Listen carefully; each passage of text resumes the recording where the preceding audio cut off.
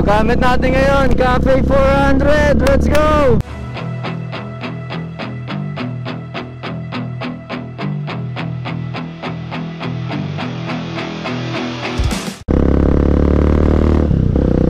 First impression, relax siya gamitin compare sa ating RC. Yung handle pa lang niya, all goods na yan. Side mirror, kita naman yung likod, both. Yung power niya, andun yung arangkada ng 400. Speedometer niya is both analog, and andito pa rin yung pagka-classic niya na dalawang analog clutch. Ganun talaga, may katigasan. Kung ikaw compare ko siya sa RC250 ko, pero usually talaga ng mga nagamit kong expressway legal na bike, ganito talaga yung clutch niya. Nasanay lang talaga sa malambot na clutch, which is yung gamit ko na RC. Single disc brake yung harap niya, drum brake yung likod, pero malakas naman yung kanyang drum brake. Wala siyang any features like ABS, but for its price, swak na swak naman na siya. MC natin na kay Aaron.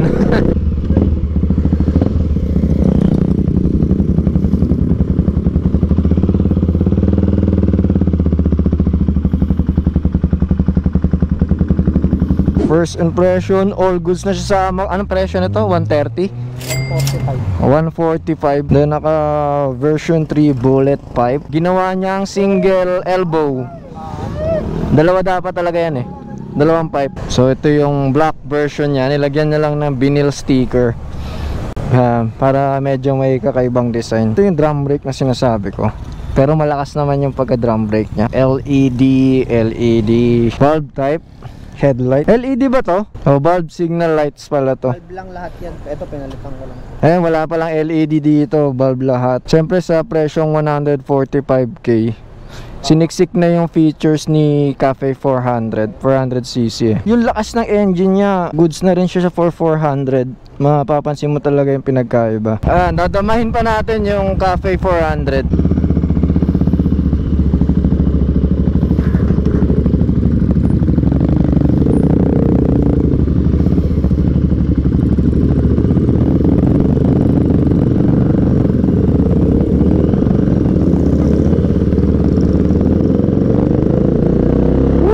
Kung meron kayong 145k and you're into a classic bike and hindi kayo ganun kaarte sa mga bike, tapos gusto nyong makapag-expressway, I recommend Cafe 400. Although it's not ABS, syempre mas maganda ka pa rin kung makapag-ABS tayo sa isang expressway bike. Plus safety rin naman yung ABS. If you are not a beginner, like alam ka sa bike and marunong kang gumamit ng non-ABS bike na hindi ka basta-basta na lang nagbe-brake, Cafe 400 is all goods. Tsaka classic naman, hindi naman to into top speed. Hindi naman siya ginawang bike para maging mabilis ng sobra. Talagang feel your bike lang, drive your own style. Kaya okay yung Cafe 400 para sa price niya na 145. Meron ko ng expressway legal na bike, diba?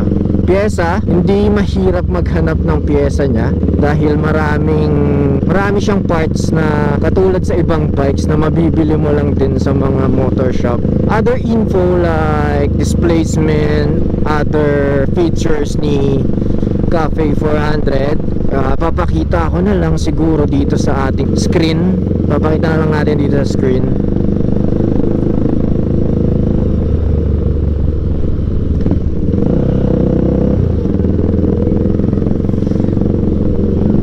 Lakas ni Cafe 400, kaya niya kapag merong angkas eh.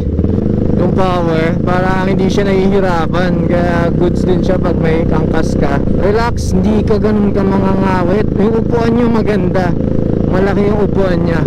Okay, si Aaron yung lagi natin kasama sa sa ride, si Aaron. Since the beginning na nag-start tayong mag-vlog, kasama natin si Aaron sa mga ride natin. Congrats din, of course, dahil nakakuha na siya ng expressway legal na bike, which is isa sa mga pinapangarap din namin, no? Unti-unti nang nagkakaroon yung mga tropa na expressway legal na bike, and and sooner, no? Soon, hopefully, lahat, no? Naka pang expressway legal para magiging vlog naman natin nasa expressway tayo. Masaya yun, another milestone naman yun sa ating buong tropa.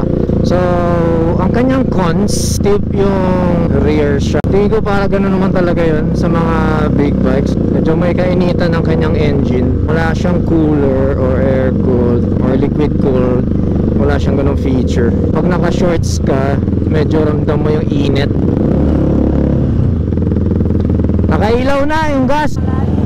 Ha? Madami pa? Ah, sige.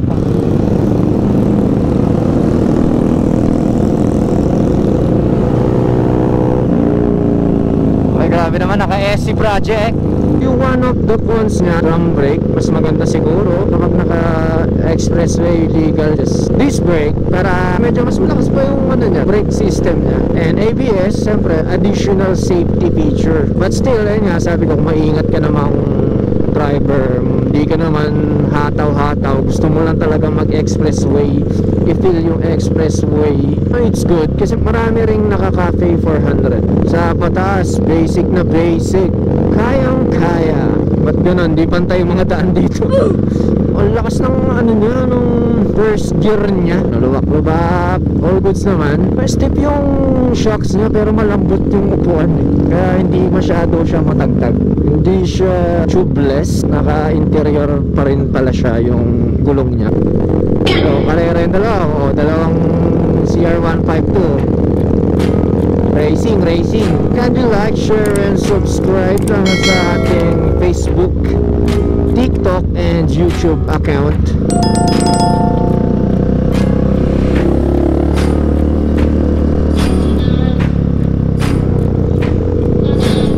And see you next ride. Yes, Lucia G.